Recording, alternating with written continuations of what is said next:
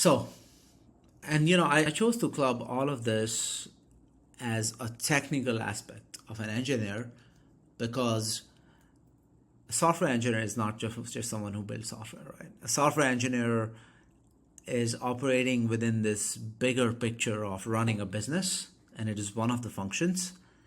And how you fit into the wider business, that is being technical.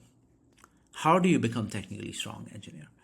I'm going to enable you with 3 superpowers that you can have to become an absolute menace of a technical engineer.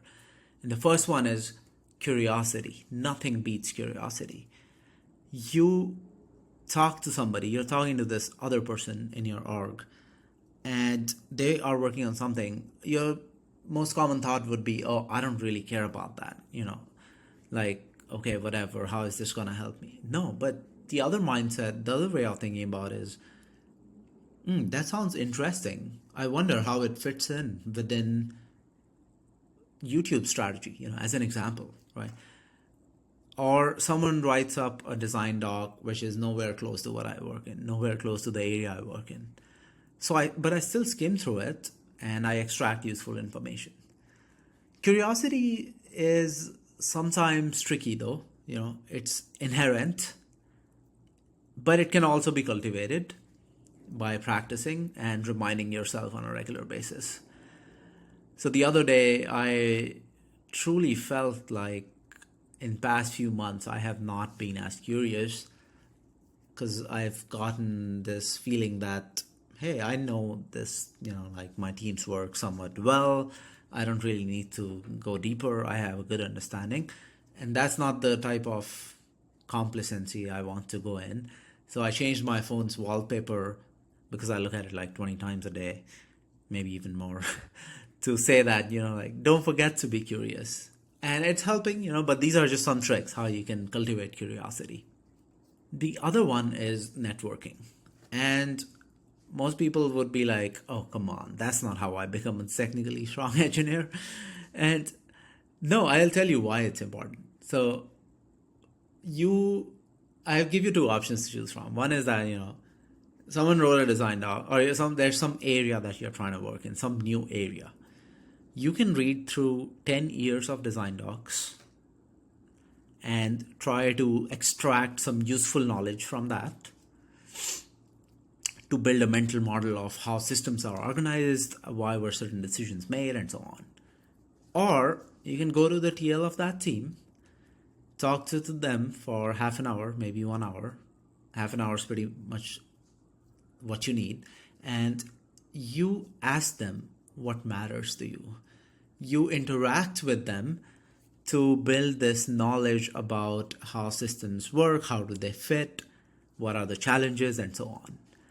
So in one case, you're spending like hours and hours of reading design docs, not interacting with someone. And that other one is you're good at networking. You have friends in various places, like you have professional friends, and they give you very high signal, low noise information that you need to operate.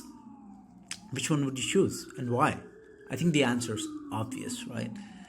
As you grow more in your TL role, you would realize that networking is much more important.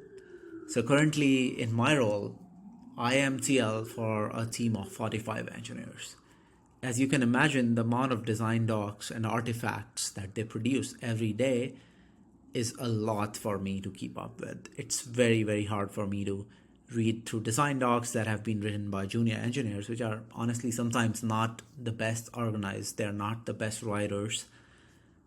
But I still need to keep track of all the technical developments that are happening. I need to understand what technical decisions are being made by these engineers, what are the problems they are facing. So what I do is I try to build a network of other TLs that I regularly meet with, on a bi-weekly basis. And typically I go with questions, or I just start with open-ended questions like, oh, hey, what are you working on? And what challenge are you facing? And then based on how interesting something sounds, we will either go deeper into a technical discussion about some challenge they are facing, or we'll talk about just what problems that like we should be solving as a team. Sometimes I go with ideas that I want to plant in their minds or get feedback from, because they truly are at the ground level, whereas I am hypothesizing from a different layer. So this type of networking really helps. So this type of networking you can do with your peers, your junior engineers, but also your senior TLs, like your area TLs, Uber TLs. They will give you that domain expertise. They will tell you what's coming up next. How is the senior leadership thinking about the org, the company, and what technical challenges will arise as how this ecosystem evolves.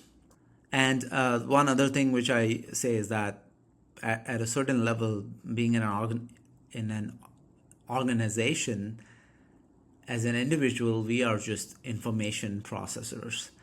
We are in an information economy where having more knowledge certainly, if not fully, gives you an advantage over others.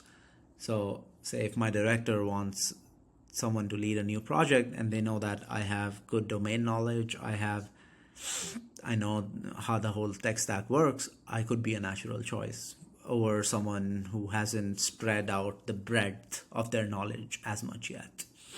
So that's networking. And the last one is fixing your weaknesses. And by that, I mean, you have taken a path. You have taken a path from when you graduated college, where you started working on certain products, technologies, size of organizations, and where you are today. There's going to be all these blind spots in your perspective, because there's no one single holistic engineer that has seen everything and that is perfect at every dimension of being an engineer. So some engineers really have no experience dealing with production systems because they had SREs doing all that for them. They have no idea how code gets released into binaries and pushed to production. Well, recognize that, know that you're not good at that and go fix it. How do you go fix it? There's someone on your team doing that for you, right? Talk to them or ask them what their problems are. Just perhaps find opportunities for solving those problems. The other one which a lot of TLs miss on out is testing. So I'm staff now. I have no opportunity to write a test. I'm not gonna spend 4 hours to write a test. That's exactly the wrong mindset. How am I gonna guide someone to write a test when I've never written it myself, right?